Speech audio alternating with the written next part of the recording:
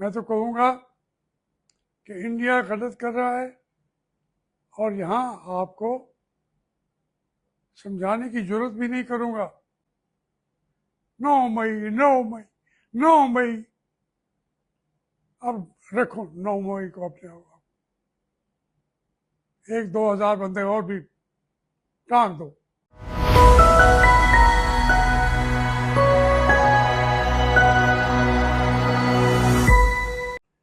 बिस्मिल्लाहिर्रहमानिर्रहीम।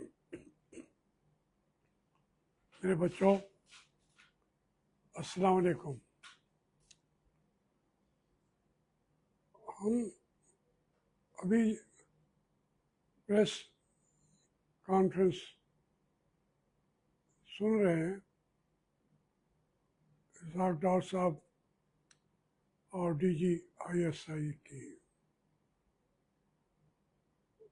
बड़े मुदल्लिल गुफ्तगू की है उन्होंने, जिसे कहते हैं मुकफ़ा मसज्जा बातें की हैं उन्होंने। हम उसे एग्री करते हैं, इख्तलाफ भी नहीं करते। जो इंडिया की हुकूमत कह रही है या उनका वज़ीर आज़म कह रहा है, उसको हम झूठ समझते हैं। इसमें कोई फ़र्क हमें और हमारी हुकूमत के अंदर ज़रा भी फ़र्क नहीं है। हमसे मुराद, मैं अपनी बात करता हूँ, मैं किसी सियासी जमात का तर्जुमान नहीं हूँ, ना ही मैं चाहता हूँ कि सारी दुनिया मुझसे एग्री करे। मैं जो कुछ मैंने सीखा है, समझा है, उसके मुताबिक मैं अपनी बात कर देता हूँ। ये बहुत हमारी जो जनरल साहब की ब्रीफिंग है और हमारे इसाक डार साहब फरमा रहे हैं, ये जो ख्वाजा आसिफ साहब फरमाते रहते हैं, इनको ये हमारी ईमान का हिस्सा हो गया, मान लिया। वो लेकिन कोई बात कौम भी पूछ रही है। जो सुप्रीम कोर्ट है वहाँ पे जो कुछ हो रहा है उसका पता है आपको? किसी ने कहा था दूसरी जंग अजीम में कि सर विंस्टन चर्चिल से पूछा था कि इस जंग का अंजाम क्या होगा, और उस वक्त लंदन में जर्मनी के जहाज़ बमबारी कर रहे थे। तो उसने कहा, पहले आप मुझे बताएं कि लंदन की अदालतों में इंसाफ हो रहा है। साफ़ी ने कहा कि हाँ बिल्कुल हो रहा है। तो उसने कहा, जब तक वहाँ इंसाफ होता रहेगा तो हम जंग जीत चुके हैं और आने वाले वक्त में भी जीतते रहेंगे। बड़ी उसका मशहूर मकौला है, अब आप देखिए, आपकी अदालतों में इंसाफ हो रहा है। आज के दिन जो सुप्रीम कोर्ट का, चलो किसी और को इंसाफ मिले ना मिले, जहाँ जज से लड़ रहा हो, जहाँ आप जज के हुक्म की तौहीन कर रहे होंगे, ठीक है ना, वो जो क्या मकाम चीफ है अपना, डोगर साहब हैं या क्या हैं, उन्होंने हुक्म दिया ये लेके जाएं और इस हुक्म की तामील होगी। इमरान खान की बहन वो हुक्मनामा दे के भागी भागी पहुंची, तो जेल हुकाम ने कहा कि हम नहीं कराएंगे आपकी मुलाकात आपके भाई से। आज के दिन जहाँ कौम किस मुश्किलात में पड़ी हुई है, इमरान की रिहाई की बात नहीं कर रहा मैं, मुलाकात की। तो मैंने अपने कानों से सुना कि उसने कहा आप तौहीन कर रहे हैं सुप्रीम कोर्ट की। अलीमन ने कहा, तो उसने कहा कि हाँ जी कर रहे हैं, चाहे जो कुछ करना है कर लें। जहाँ मुल्क की अदालतों के फैसलों का, अहकामात का ये हाल हो रहा हो, तो ये जंग आप जीत जाएंगे। मेरी तो दुआएं आपके सामने साथ हैं, जीत जाए, लेकिन फिर भी हार जाएंगे। जहाँ के सुप्रीम कोर्ट को आपने कवानीन के अंदर बांध के उसकी कोई हैसियत रहने नहीं दी। हम जानते हैं इंडिया से तो हम 5-6 जंगें पहले भी लड़ चुके हैं।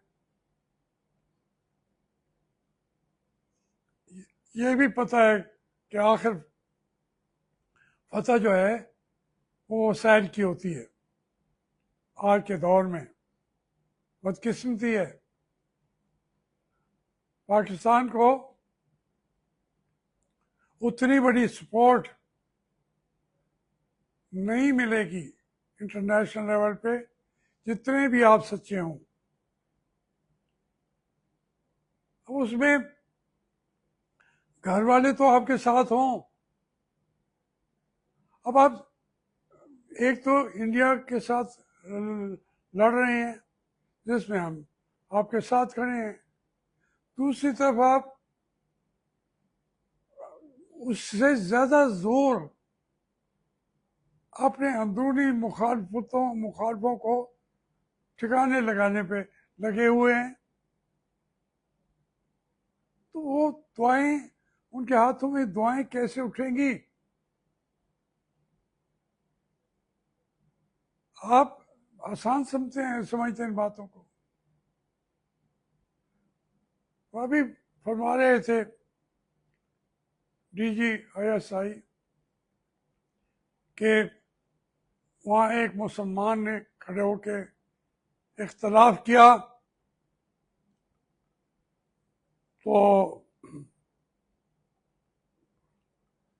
उसमें उन्होंने वज़ीर आज़म की पॉलिसी से उसके खिलाफ तकरीर कर दी, उसको उन्होंने पकड़ के डाल दिया है जेल में। ये फरमा रहे थे हमारी DGI से, फिर उसको दिखाया भी सही मौलाना को, जो वहाँ के MLA हैं, वहाँ की असम्बली के अंदर हैं, कहा कि देखें जो इख्तलाफ करता है उसके साथ ये करते हैं।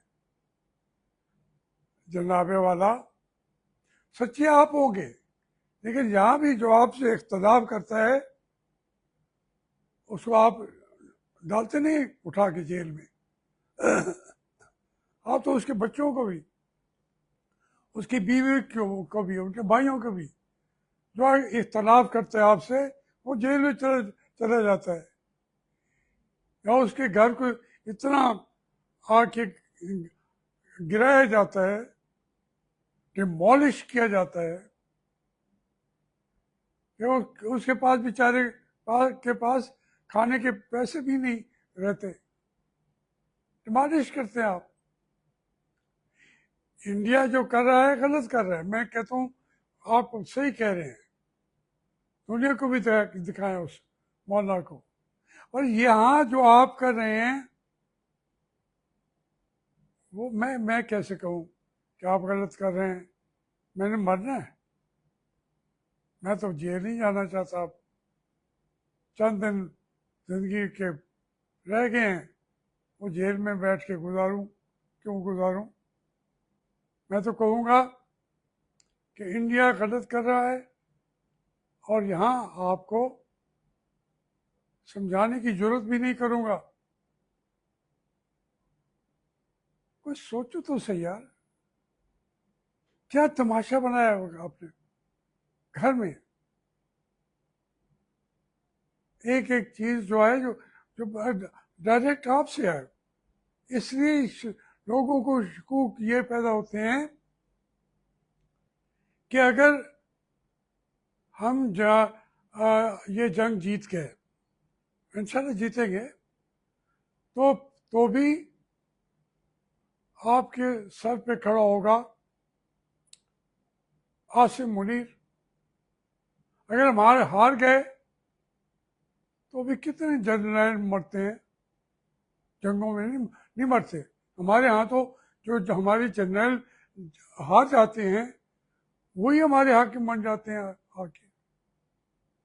तो वो उन लोगों को जब वो हाथ आप उठाएं आपके के फतवात के लिए, जैसे आलम इस्लाम में मसाजिद में लोग खुतबे देते हुए दुआएं देते थे, और हर जगह हर मुल्क में वो कामयाब और कामरान होते थे।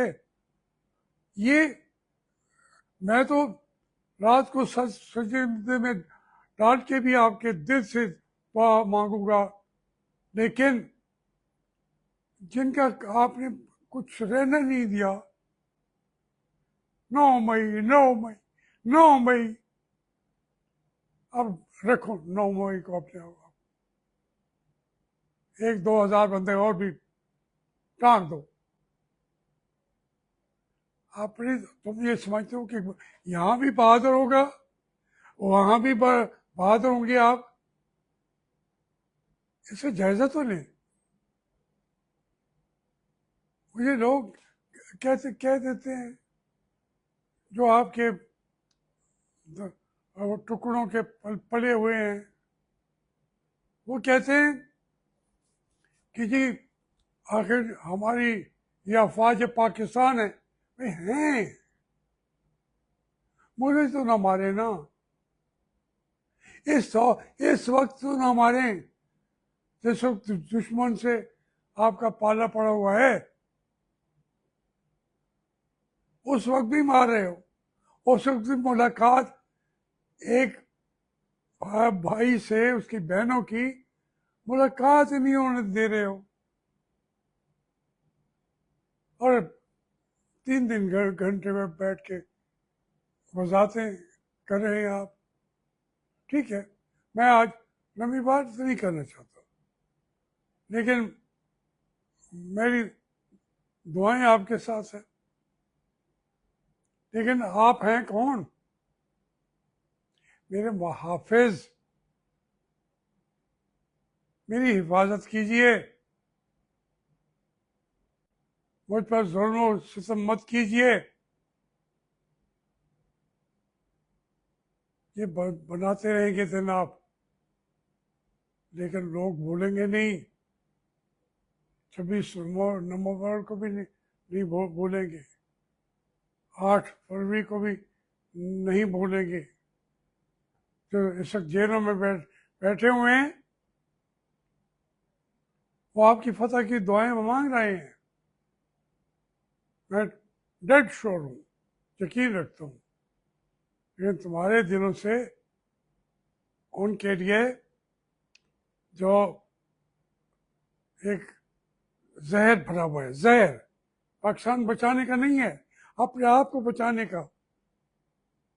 उस जहर को निकालो, फिर शायद हम एक कौम बन के इंडिया को हमेशा की शिकस्त दे लेंगे, वरना ठीक है।